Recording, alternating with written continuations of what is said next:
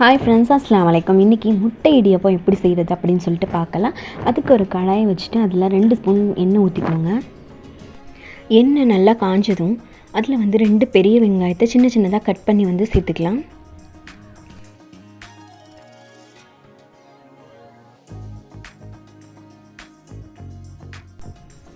வெங்காயம் வதங்குறதுக்காக அது கூட கொஞ்சமாக உப்பு சேர்த்துக்கலாம்.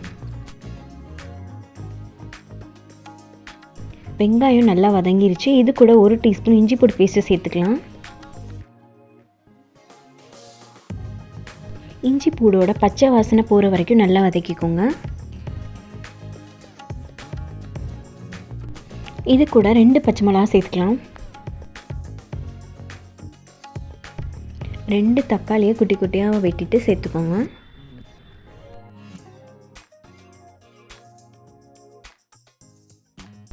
தக்காளி நல்லா வதங்கினதுக்கப்புறமா கொஞ்சமாக புதினா மல்லி சேர்த்துக்குவோம். இதில் 1 டீஸ்பூன் மிளகாத்தூள் சேர்த்துக்கோங்க. குழந்தைங்களுக்கு கொடுக்க போகிறீங்க அப்படின்னா மிளகாத்தூள் வேணாம், மிளகுத்தூள் மட்டும் போதும். இப்போது எல்லாமே நல்லா வதங்கியாச்சு. நான் 6 இடியப்பம் எடுத்திருக்கேன். 6 இடியப்பத்துக்கு 3 முட்டையை உடச்சி ஊற்ற போகிறேன்.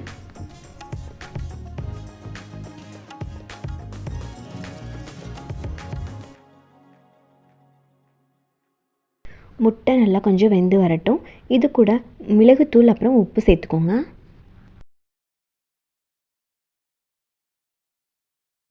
நல்லா கிண்டி விட்டுக்கோங்க. முட்டை கொஞ்சம் அரைவேக்காடாக இருக்கிற மாதிரி பார்த்துக்கோங்க. இப்போ நம்ம உதுத்தி வச்சுருக்க இடியப்பத்தை இதில் சேர்த்துருவோம்.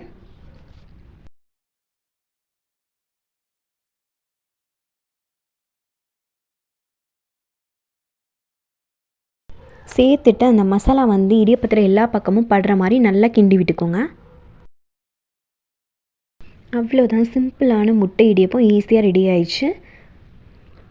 நம்ம சேனல் பிடிச்சிருந்தா கண்டிப்பாக நம்ம சேனல் லைக் பண்ணுங்கள், ஷேர் பண்ணுங்கள், சப்ஸ்கிரைப் பண்ணிக்கோங்க. பக்கத்தில் இருக்க பெல் ஐக்கானையும் கிளிக் பண்ணிக்கோங்க. தேங்க்யூ ஃபார் வாட்சிங்.